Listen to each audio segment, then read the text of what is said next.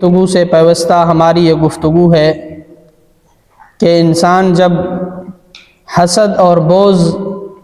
جیسی خطرناک بیماریوں میں مبتلا ہوتا ہے تو پھر یہ ایک اور تباہ کن صورتحال اختیار کر جاتی ہے اور انسان ایک اور بڑے گناہ کی طرف مائل ہوتا ہے، اور رفتہ رفتہ ایک ایسا خطرناک گناہ انسان کے لیے نہایت ہی سہل کام اور آسان بن جاتا ہے، اور وہ ہے غیبت۔ دیکھیں، امام الانبیاء صلی اللہ علیہ وسلم نے غیبت کے متعلق احادیث مبارکہ کے اندر سخت تنبیہ فرمائی، اور قرآن حکیم میں اللہ تبارک و تعالی نے غیبت کے متعلق فرمایا کہ یہ اس قدر خوفناک گناہ ہے کہ گویا ایک بھائی کا انسان گوشت کھائے۔ اب کسی فوت شدہ بھائی کا، مردار بھائی کا انسان کیسے گوشت کھا سکتا ہے؟ جس قدر سوچنے میں یہ کریہ عمل ہے کہ انسان سوچ کر اس سے خود بخود ہی انسان کو ابکیاں آنے لگتی ہیں، اور انسان اس سے وحشت کھاتا ہے اس تصور سے کہ انسان ایک اپنے ہی بھائی، فوت شدہ بھائی کا گوشت کیسے کھا سکتا ہے۔ اللہ تبارک و تعالی نے غیبت کو، اس عمل کو اسی کے ساتھ تشبیہ دے کر فرمایا کہ غیبت کرنا ایسا ہے کہ گویا کوئی شخص اپنے فوت شدہ بھائی کا گوشت کھا رہا ہو۔ اب غیبت کے پیچھے جو سب سے بڑی وجہ ہوتی ہے وہ یہی حسد اور بغض ہوتا ہے کہ جب کسی مسلمان کے متعلق ہمارے دل کے اندر حسد ہوتا ہے، اس کے متعلق کینہ ہوتا ہے، ہمارے دل میں کدورت ہوتی ہے، گندگی ہوتی ہے، تو پھر ہم محفل کے اندر جب بھی اس کا تذکرہ ہوگا یا بہانے سے ہم خود اس کی کمیوں کو، کوتاہیوں کو لے کر اس پر تنقید کرنا شروع کرتے ہیں اور اس کو ہم اپنی گفتگو کا حصہ بنانا شروع کرتے ہیں، تو نتیجہ یہ ہوتا ہے کہ ہم اس کی برائیاں گنتے گنتے ہم یہ بھول جاتے ہیں کہ غیبت اس قدر خوفناک گناہ ہے۔ اور امام الانبیاء صلی اللہ علیہ وسلم نے فرمایا کہ الغیبت اشد من الزنا، کہ غیبت زنا سے زیادہ خطرناک عمل ہے۔ صحابہ کرام رضی اللہ عنہم نے عرض کی، یا رسول اللہ صلی اللہ علیہ وسلم، کہ غیبت اس قدر خوفناک اور خطرناک عمل کیوں ہے کہ آپ صلی اللہ علیہ وسلم اس کو زنا سے بھی زیادہ بڑھ کر خوفناک عمل بتا رہے ہیں؟ تو امام الانبیاء صلی اللہ علیہ وسلم نے فرمایا کہ زنا حق اللہ ہے، اللہ کا حق ہے، کہ اللہ تبارک و تعالی نے تمہارے لیے عصمت اور پاک دامنی کی ایک حد مقرر کی ہے کہ تم اپنی ضرورت کے لیے، انسانی شہوت کے تقاضے کو پورے کرنے کے لیے تم اپنے نکاح کے ذریعے سے اس ضرورت اور تقاضے کو پورا کرو، اور اس ضرورت اور تقاضے کو ناجائز طریقے سے پورا کرنے کا نام زنا ہے۔ اور ایک انسان جب اللہ کی مقرر کردہ حد کو توڑ رہا ہے تو اس کو حق اللہ کو تلف کرنا کہتے ہیں۔ اب یہ صرف حق اللہ ہے، اور جو حق اللہ ہے وہ حساب کتاب کے اندر، وہ اعمال کی جزا اور سزا کے اندر حقوق العباد سے ہلکا ہے۔ اور غیبت چونکہ بندے کا حق ہے، ہم ایک بندے کی غیبت کر رہے ہیں، یہ ایسے ہی ہے کہ گویا ہم اس کی عصمت دری کر رہے ہوں۔ امام الانبیاء صلی اللہ علیہ وسلم نے فرمایا کہ بدترین آبرو ریزی کسی مسلمان کی غیبت کرنا ہے، یعنی ہم زنا کو گناہ سمجھتے ہیں اور ہم اس کو عیب سمجھتے ہیں، اور اگر خدا نخواستہ کوئی شخص مبتلا ہو تو ہم اس کو برا جانتے ہیں، معاشرے میں اس کو برا جانا جاتا ہے، لیکن غیبت ہماری ہر محفل کے اندر شامل ہوتی ہے، اور ہم کبھی اللہ تبارک و تعالی ہمیں وہ سمجھ عطا فرمائے کہ ہم مسجد میں بیٹھ کر بھی غیبت کر رہے ہوتے ہیں۔ غیبت کا ارتکاب کرنا گویا ہمارے لیے آسان اور سہل ہوتا ہے، اور زنا کا تصور ہمارے لیے مشکل ہو جاتا ہے، ہم اس تصور کو بھی برا سمجھتے ہیں۔ لیکن دیکھیں کہ امام الانبیاء صلی اللہ علیہ وسلم نے غیبت کو زنا سے زیادہ سخت قرار دیا ہے۔ اب دیکھیں، امام الانبیاء صلی اللہ علیہ وسلم نے فرمایا کہ تمہارے لیے جائز نہیں ہے کہ تم اپنے بھائی پر کسی ایسی چیز کا الزام لگاؤ جو اس کے اندر موجود نہیں ہے۔ یہ ہے بہتان، یعنی بلا دلیل، بلا کسی مضبوط دلیل کے، بلا کسی وجہ کے آپ کسی ایک مسلمان پر کسی ایسی شخص چیز کا الزام لگا رہے ہیں، کسی ایسی گناہ کی اس پر تہمت ڈال رہے ہیں جو اس کے اندر موجود نہیں ہے، تو یہ بہتان ہے اور یہ بہت بڑا گناہ ہے۔ صحابہ کرام رضی اللہ عنہم نے عرض کی، یا رسول اللہ صلی اللہ علیہ وسلم، اگر ہم کسی اپنے بھائی کا تذکرہ کر رہے ہیں اور ایسی برائی کا تذکرہ کر رہے ہیں جو اس کے اندر موجود ہے، تو پھر تو یہ بہتان نہیں ہے۔ امام الانبیاء صلی اللہ علیہ وسلم نے فرمایا یہ غیبت ہے، اور غیبت بہتان سے زیادہ خطرناک عمل ہے۔ اور کسی کی غیبت کرنا یہ ایسا ہے گویا کسی کی آبرو ریزی کرنا، عصمت دری کرنا، اور کسی کے متعلق ایسی گفتگو کرنا کہ وہ انسان اگر سنے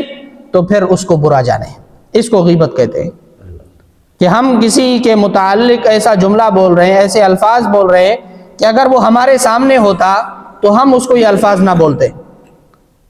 اور اگر اس نے سن لیا تو پھر وہ اس کو برا جانے، اس سے اس کی دل آزاری ہو، اس کو کہتے ہیں غیبت۔ اور ہم یہ سمجھتے ہیں کہ کسی کے متعلق گفتگو کرنا یہ کوئی بڑی بات ہی نہیں ہے، اور ہم بہت آسانی کے ساتھ جب بھی کسی کا تذکرہ ہو تو ہم اس کے متعلق اپنے دل کے اندر موجود حسد اور بغض کو اسی طرح نکالتے ہیں کہ اس کے متعلق کوئی منفی جملہ ہم بول دیتے ہیں۔ اب دیکھیں کہ حضرت معاذ بن جبل رضی اللہ تعالیٰ عنہ کو امام الانبیاء صلی اللہ علیہ وسلم جب یمن کے لیے روانہ فرما رہے ہیں تو پھر رسول اللہ صلی اللہ علیہ وسلم نے ان کو مختلف نصائح فرمائی، اور ان نصیحتوں میں ایک نصیحت یہ بھی تھی کہ امام الانبیاء صلی اللہ علیہ وسلم نے فرمایا کہ اے معاذ، تم زبان کی لغزش سے اپنے آپ کو بچا کے رکھنا۔ اور امام الانبیاء صلی اللہ علیہ وسلم نے اپنی زبان مبارک کو پکڑ کر معاذ بن جبل کو اشارہ فرمایا کہ اے معاذ، اس زبان نے بہت لوگوں کو ہلاکت میں ڈال رکھا ہے، اور تم دیکھو گے کہ جہنم کے اندر سب سے زیادہ لوگ اسی زبان کی لغزش کی وجہ سے ہوں گے۔ تو حضرت معاذ بن جبل رضی اللہ تعالیٰ عنہ فرماتے ہیں کہ میرے لیے ایک بہت ہی زیادہ تنبیہ تھی اور بڑی سخت تنبیہ تھی، اور میں نے عذرائے حیرت کہا کہ یا رسول اللہ صلی اللہ علیہ وسلم، کیا ہم زبان کی لغزش کی وجہ سے بھی پکڑے جائیں گے؟ تو امام الانبیاء صلی اللہ علیہ وسلم نے فرمایا اے معاذ، تیری ماں تجھے روئے، میں تجھے بڑا عقل مند سمجھ رہا تھا، یعنی میں تو یہ سمجھ رہا تھا کہ تو بڑا دانا ہے، تو بڑا حکمت والا ہے، اور بڑی عقل فہم فراست ہے تیرے اندر، یہ اتنی چھوٹی سی بات تمہیں سمجھ نہیں آ رہی کہ زبان کی وجہ سے انسان کی پکڑ ہوگی۔ اور امام الانبیاء صلی اللہ علیہ وسلم نے فرمایا کہ اللہ کی قسم، جہنم میں سب سے زیادہ تیزی کے ساتھ لے جانے والی اور سب سے زیادہ بڑی تعداد میں لے جانے والی یہ زبان ہی ہے۔ اور اس کے بعد امام الانبیاء صلی اللہ علیہ وسلم نے قرآن حکیم کی آیت ارشاد فرمائی کہ اللہ تبارک و تعالیٰ نے قرآن حکیم میں ارشاد فرمایا کہ ما یلفظ من قول الا لدیہ رقیب عتید، کہ اے معاذ، کیا تم نے قرآن نہیں پڑھا کہ قرآن حکیم میں اللہ تبارک و تعالیٰ نے کیا فرمایا کہ ما یلفظ من قول الا لدیہ رقیب عتید، کہ انسان کوئی ایک لفظ بھی ایسا نہیں منہ سے نکالتا کہ جس پر ایک نگران مقرر ہوتا ہے، جس پر ایک کاتب لکھنے والا مقرر ہوتا ہے، اور اس کو وہ لکھ لیتا ہے، محفوظ کر لیتا ہے، اور قیامت کے دن انسان کے بولے ہوئے ایک ایک بول کے متعلق انسان سے ذمہ داری لی جائے گی۔ اسی لیے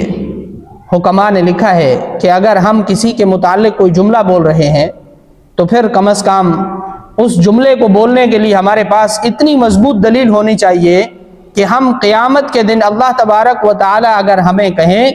کہ میرے بندے کے متعلق فلاں بات تم نے کہی تھی، تو اس بات کے لیے تمہارے پاس ثبوت کیا تھا؟ کم از کم اتنا ثبوت وہ پکا ہونا چاہیے کہ قیامت تک وہ محفوظ رہے، اور قیامت میں ہم وہ بطور ثبوت اللہ کی بارگاہ میں پیش کر سکیں کہ اے پروردگار، اس ثبوت کی بنا پر میں نے آپ کے فلاں بندے کے متعلق فلاں جملہ بولا تھا۔ ظاہر ہے کہ اس کی سکت کس کے پاس ہے؟ کیا ہم اپنے الفاظ کی ذمہ داری لیتے ہیں؟ ہمارا تو حال یہ ہے کہ ہم اگر کسی مجلس میں کسی کے متعلق کوئی جملہ بول دیں تو ہم دوسری مجلس میں اس جملے کی ذمہ داری قبول کرنے کے لیے تیار نہیں ہوتے، اور ہم یہ اپنے لیے بوجھ سمجھتے ہیں کہ اگر میں نے کوئی جملہ اس مجلس میں بول دیا، کسی دوسری مجلس میں مجھ سے کسی نے پوچھ لیا کہ آپ نے فلاں کے متعلق فلاں جملہ بولا تھا، تو وہ جملہ میں اپنی زبان سے دوبارہ کہنے کے لیے تیار نہیں ہوتا، تو قیامت کے دن کیا حال ہوگا کہ جب اللہ تبارک و تعالیٰ اپنے سامنے کھڑا کر کے پوچھیں گے کہ میرے فلاں بندے کے متعلق تم نے فلاں جملہ بولا تھا، تو اس کے تمہارے پاس ثبوت کیا ہے؟ تو دیکھیں کہ یہ حسد اور بغض وہ ایسی بنیادی بیماری ہے کہ جو انسان کو اتنے بڑے خطرناک عمل کی جانب لے جا رہی ہے کہ جس کو قرآن حکیم میں اور احادیث نبویہ میں ایک خطرناک عمل اور زنا سے بڑا ہوا ارشاد فرما رہے ہیں۔ دیکھیں اللہ تبارک و تعالی نے قرآن حکیم میں ایک اور جگہ پر ارشاد فرمایا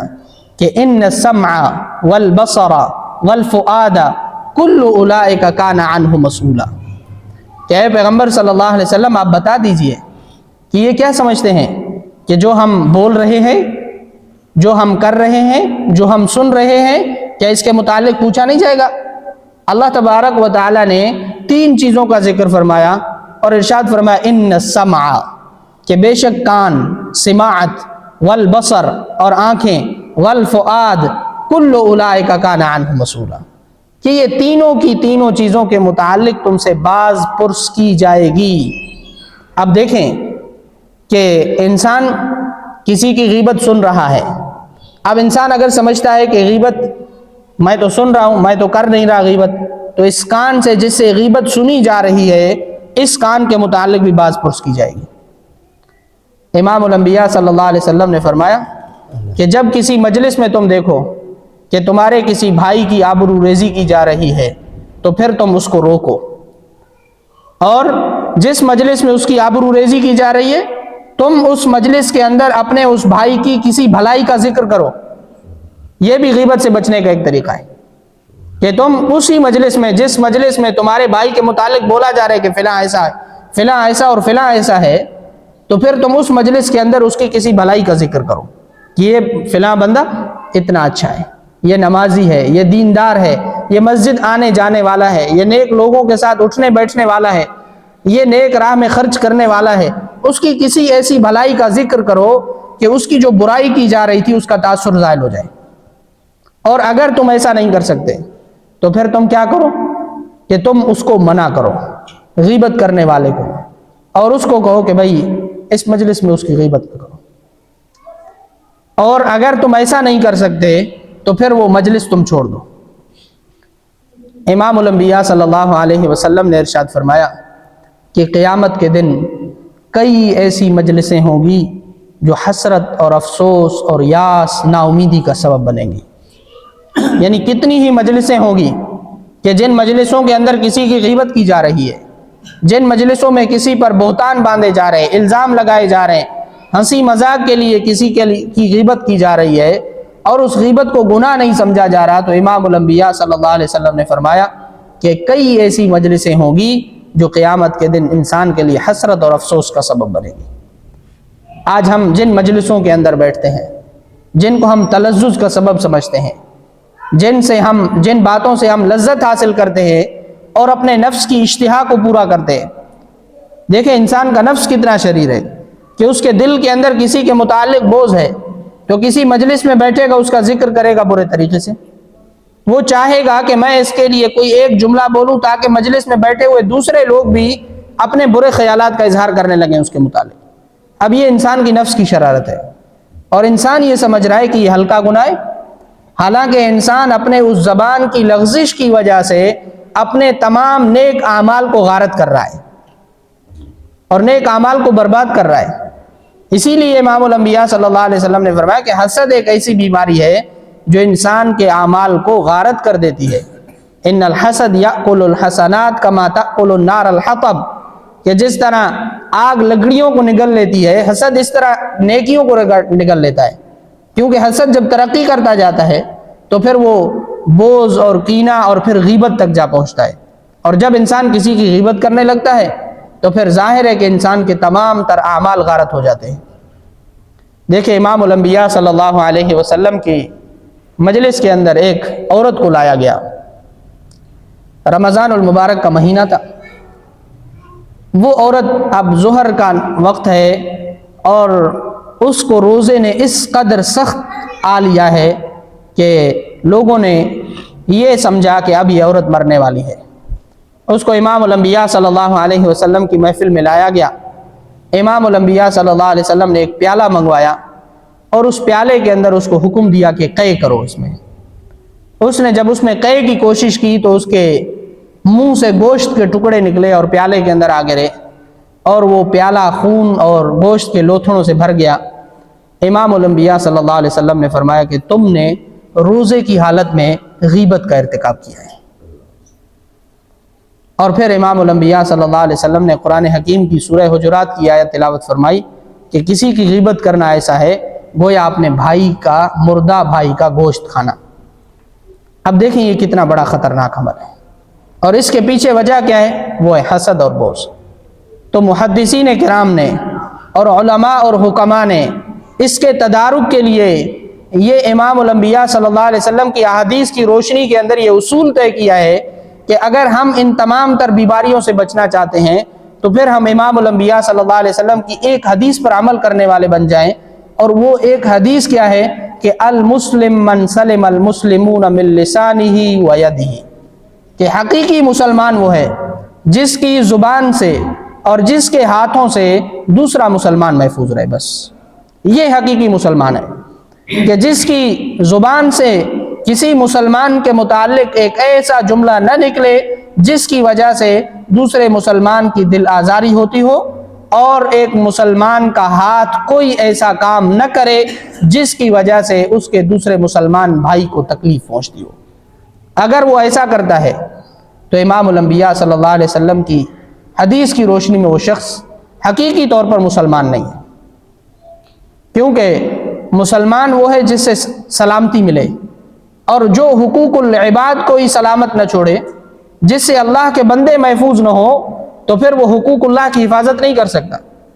اب ایک شخص وہ سمجھتا ہے کہ نماز پڑھوں گا، روزے رکھوں گا، حج کروں گا، زکوٰۃ دوں گا، حقوق اللہ کی حفاظت کر لوں گا، اور اس کے بعد میں آزاد ہوں کہ میں لوگوں کے حقوق کے متعلق جو کرتا رہوں۔ اس بات کی اجازت نہیں ہے۔ دیکھیں، اگر ہم حقوق اللہ کو تو پورا کرتے ہیں اور اگر حقوق العباد کو پامال کرتے ہیں تو پھر ان حقوق اللہ کی کوئی حیثیت باقی نہیں رہتی، کیونکہ سب سے پہلے بندے پر جو حقوق لازم ہے وہ حقوق العباد ہیں، کہ بندے دوسرے بندے کے متعلقہ تمام تر حقوق کو پورا کرے۔ اب یہ کیسے پورے ہوں گے؟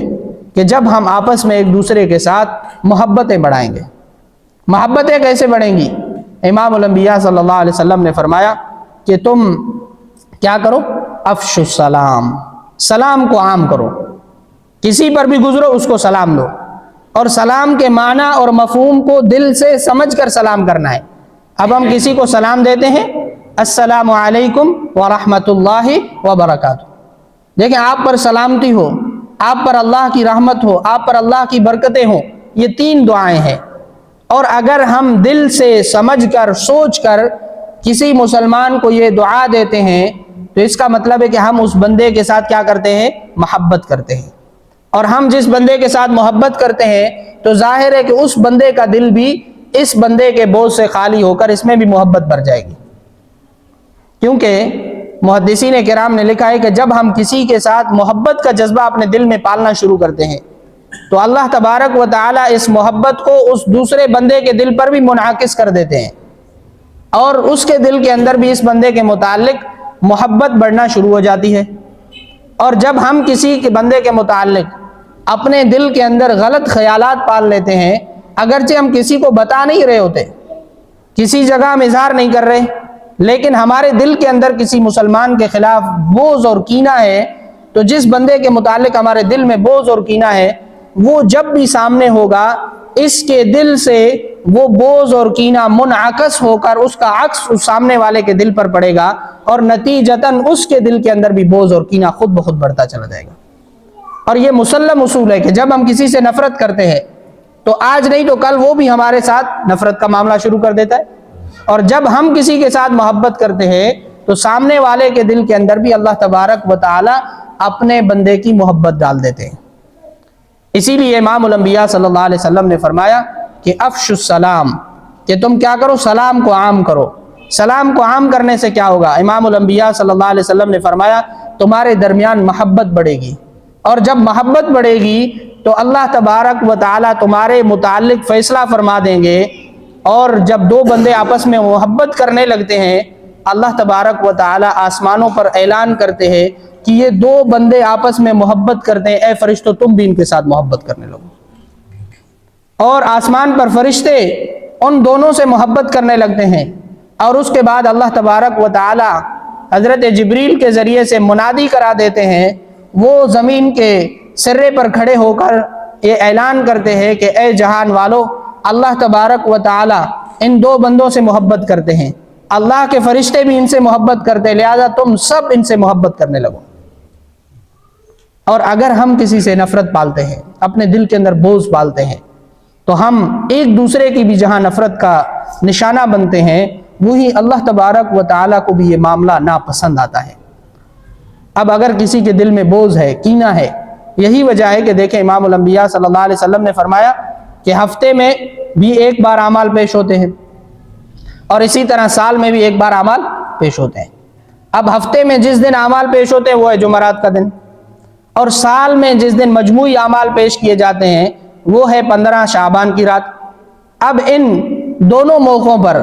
جہاں سب کی مغفرت کر دی جاتی ہے، اللہ تبارک و تعالیٰ عنایت فرماتے ہیں اپنے بندوں کی کہ ایک جمعرات سے لے کر دوسرے جمعرات تک اس کے جتنے صغیرہ گناہ اللہ تبارک و تعالیٰ اپنی رحمت سے معاف فرما دیتے ہیں۔ اب کسی نے کوئی چھوٹا گناہ کیا، پھر اس کے بعد نماز پڑھ لی، پھر اس کے بعد صدقہ کر لیا، اللہ تبارک و تعالیٰ اس کے گناہوں کو معاف فرماتے جاتے ہیں۔ لیکن ایک بندہ ایسا ہوتا ہے کہ جس کے متعلق فرشتوں سے کہا جاتا ہے کہ اس کی فائل کو نکال کر ابھی دور رکھ دے، اس کے لیے قبولیت کی ابھی فیصلہ نہیں ہوتا، اس نے پورے ہفتے نمازیں بھی پڑھی ہیں، اس نے پورے ہفتے میں صدقہ بھی کیا ہے، اس نے پورے ہفتے میں ایک دو نفلی روزہ بھی اگرچہ رکھ لیا ہے، اب اتنے سارے نیک کام کرنے کے باوجود اس کی قبولیت کو روک دیا جاتا ہے صرف اس وجہ سے کہ اس کے دل میں کسی دوسرے مسلمان کا بغض اور کینہ ہے، صرف اس وجہ سے۔ اب دیکھیں یہ کتنا بڑا خطرناک عمل ہے۔ اور اسی طرح سال کے پھر مجموعی اعمال کی پیشی کے وقت بھی یہی حال ہوتا ہے، اور پھر اس سے بھی بڑا موقع جب ہوتا ہے یعنی لیلۃ القدر کا،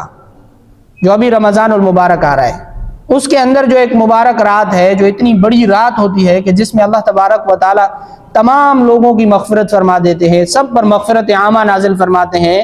اس کے اندر بھی اس شخص کے متعلق جس کے دل میں کسی دوسرے مسلمان کا بغض اور کینہ ہو یا وہ غیبت کا ارتکاب کرنے والا ہو، اللہ تبارک و تعالیٰ اس کی مغفرت کو روک دیتے ہیں۔ تو دیکھیں کہ یہ ایک معمولی سی لگنے والی بیماری جس کو ہم معمولی سمجھ رہے ہوتے ہیں، ایسوں کے متعلق اللہ تبارک و تعالیٰ نے سورہ کہف کے اندر ارشاد فرمایا کہ بہت سے لوگ ایسے ہیں کہ جو اعمال کر رہے ہیں اور کیا سمجھ رہے ہیں، یحسنون صنعا، وہ یہ سمجھ رہے ہیں کہ ہم بہت اچھا کر رہے ہیں۔ ہم کیا کر رہے ہیں؟ بہت اچھا کر رہے ہیں، ہم نیک عمل کر رہے ہیں، نمازیں ہم پڑھتے ہیں، روزے ہم رکھتے ہیں، صدقہ ہم دیتے ہیں، زکوٰۃ ہم دیتے ہیں، بس ہم سے زیادہ اور کون اچھا ہو سکتا ہے، ہم تو نیک لوگ ہیں، ہم کیا کر رہے ہیں؟ اللہ تبارک و تعالیٰ فرماتے یہ وہ لوگ ہیں کہ قیامت کے دن ان کے تمام تر اعمال کو ان کے سامنے بے وزن، بے وقعت اور غارت کر دیا جائے گا، اور ہم ان کے اعمال کا کوئی وزن نہیں دیں گے۔ کیوں نہیں دیں گے؟ کیونکہ جو حقوق بندوں کے اس کے متعلق تھے یہ سارے اعمال تو وہ لوٹ کے جائیں گے۔ اب ایک دن امام الانبیاء صلی اللہ علیہ وسلم نے صحابہ کرام رضی اللہ عنہم سے پوچھا کہ تم جانتے ہو کہ مفلس کون ہے، غریب کون ہے؟ تو ظاہر ہے کہ صحابہ کرام رضی اللہ عنہم نے عرض کیا رسول اللہ صلی اللہ علیہ وسلم، غریب کون ہوتا ہے؟ جس کے پاس درہم دینار نہ ہو، جس کے پاس بینک بیلنس نہ ہو، دولت نہ ہو، کاروبار نہ ہو، تجارت نہ ہو، ہم اس کو غریب کہتے ہیں۔ جس کو نان شبینہ کے اندر دقت پیش آ رہی ہو، دن کا ہے رات کا نہیں ہے، ہم اس کو مفلس کہتے ہیں۔ وہ اگر کسی جگہ گواہی دیتا ہے تو اس کی غربت کی وجہ سے اس کی گواہی قبول نہیں ہوتی۔ وہ کسی جگہ اگر اپنے لیے رشتہ بھیجتا ہے تو کوئی اپنی بیٹی اس کو نہیں دیتا کہ یہ غریب ہے، اور کسی مجلس میں جاتا ہے تو لوگ اس کی پراگندگی کی وجہ سے، اس کی غربت کی وجہ سے، اس کے اسٹیٹس کی وجہ سے اس کو اچھا نہیں سمجھتے اپنی مجلس میں بٹھانا، ہم تو مفلس اس کو کہتے ہیں۔ تو امام الانبیاء صلی اللہ علیہ وسلم نے ارشاد فرمایا کہ میں تمہیں حقیقی مفلس کے متعلق بتاتا ہوں، جو حقیقی طور پر مفلس ہے، جو واقعتاً غریب ہے، وہ کون ہے؟ امام الانبیاء صلی اللہ علیہ وسلم نے فرمایا کہ تم کو میں ایک ایسے شخص کا حال بتاتا ہوں جس کے پاس پہاڑوں کے برابر نیکیاں ہیں، نمازیں ہیں، نوافل نمازیں ہیں، تہجد کی نمازیں ہیں، اوابین ہیں اس کے ساتھ،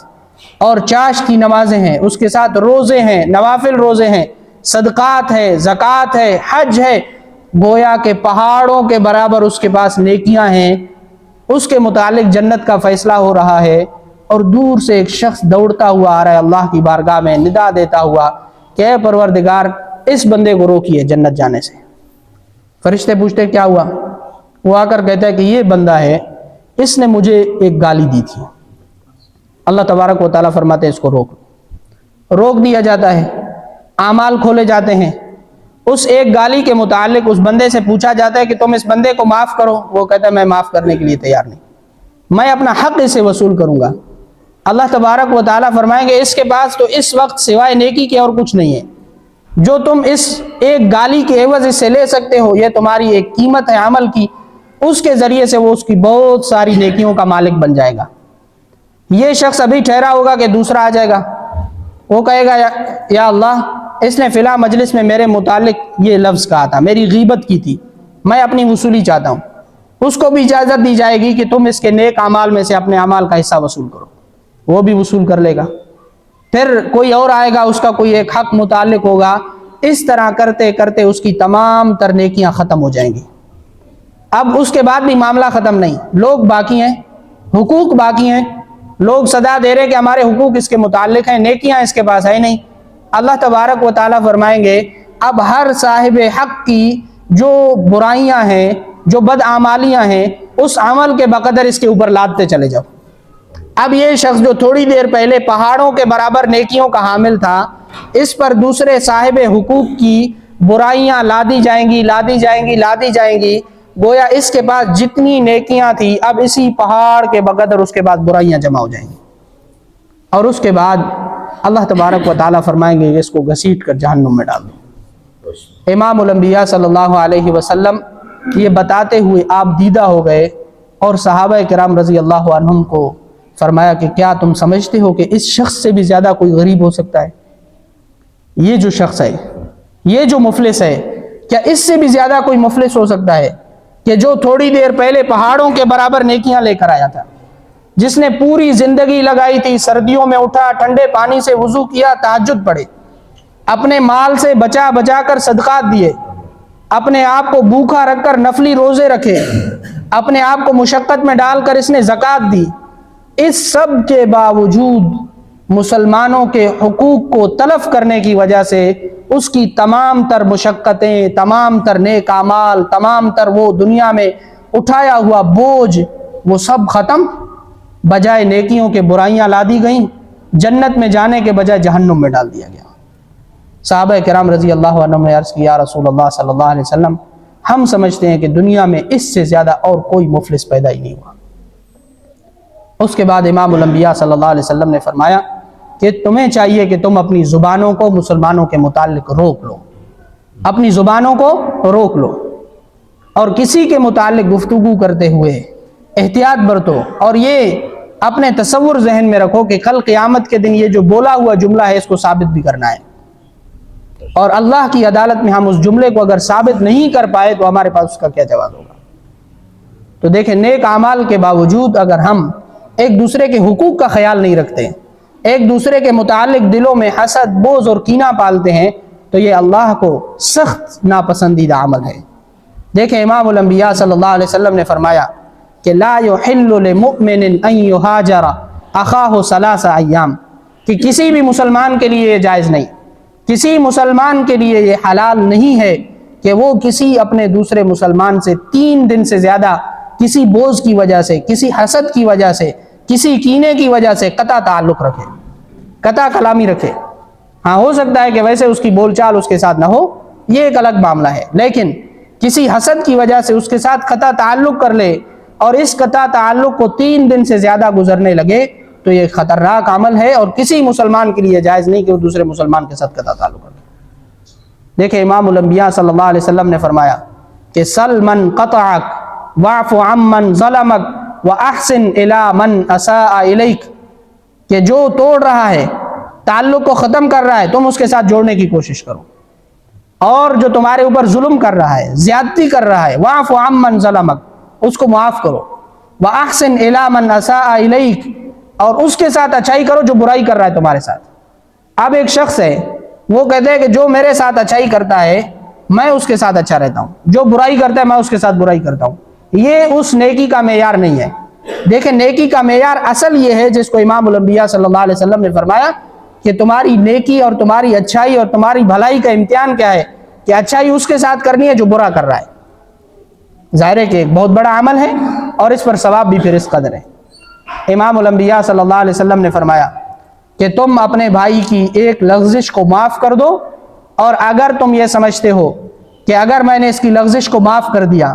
اگر آج میں نے اپنی انا کو مٹا دیا، اپنے آپ کو اس کے سامنے بے بس ظاہر کر دیا اور اس کے سامنے ہاتھ ڈال دیے، تو پھر اس میں میری بے عزتی ہوگی، میری ناک کٹ جائے گی، میرے لیے میری دستار نیچی ہو جائے گی۔ امام الانبیاء صلی اللہ علیہ وسلم نے فرمایا اللہ کی قسم قیامت کا دن ہوگا، میں محمد الرسول اللہ میزان پر کھڑے ہو کر تمہاری اس بے عزتی کا جو تم اس کو کم تر ہونا سمجھتے ہو، میں اس کا بدلہ خود وہاں پر دلواؤں گا تمہیں۔ دیکھیں حضرت حسنین کریمین رضی اللہ عنہما، حضرت حسن رضی اللہ تعالیٰ عنہ ظاہر کے بڑے بھائی تھے اور حضرت حسین چھوٹے بھائی تھے، تو ان کے درمیان کسی بات پر کوئی تلخ کلامی ہوئی اور چند دنوں تک ان کے درمیان آپس میں بات چیت نہ ہوئی۔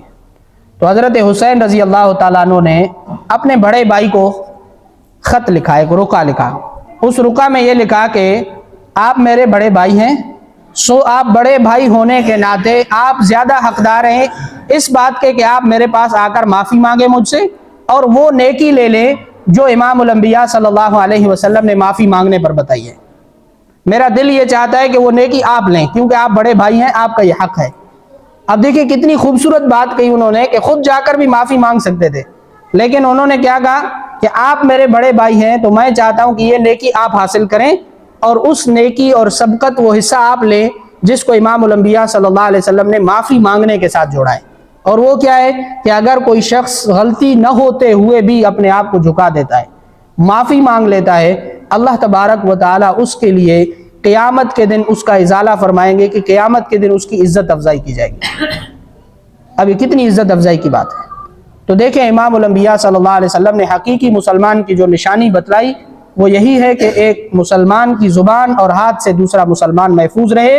اگر اس کی زبان کی لغزش کی وجہ سے، ہاتھ کی لغزش کی وجہ سے دوسرا مسلمان محفوظ نہیں ہے تو یہ بدترین آبرو ریزی ہے، اور ایک مسلمان کے لیے جائز نہیں کہ وہ اپنے بھائی کی غیبت کرے۔ امام الانبیاء صلی اللہ علیہ وسلم نے اس کو زنا سے بھی بدتر قرار دیا ہے۔ اللہ تبارک و تعالیٰ سے دعا ہے کہ اللہ تبارک و تعالیٰ ہمیں آپس میں محبت، مودت اور اتفاق نصیب فرمائے، اور اللہ تبارک و تعالیٰ ہمیں ان تمام تر معاشرتی برائیوں سے دور رہنے کی توفیق نصیب فرمائے۔ اللہ تبارک و تعالیٰ ہمیں جناب رسول اللہ صلی اللہ علیہ وسلم کے نقش قدم پر چلنے کی توفیق نصیب فرمائے۔ وآخر دعوانا ان الحمد للہ رب العالمین۔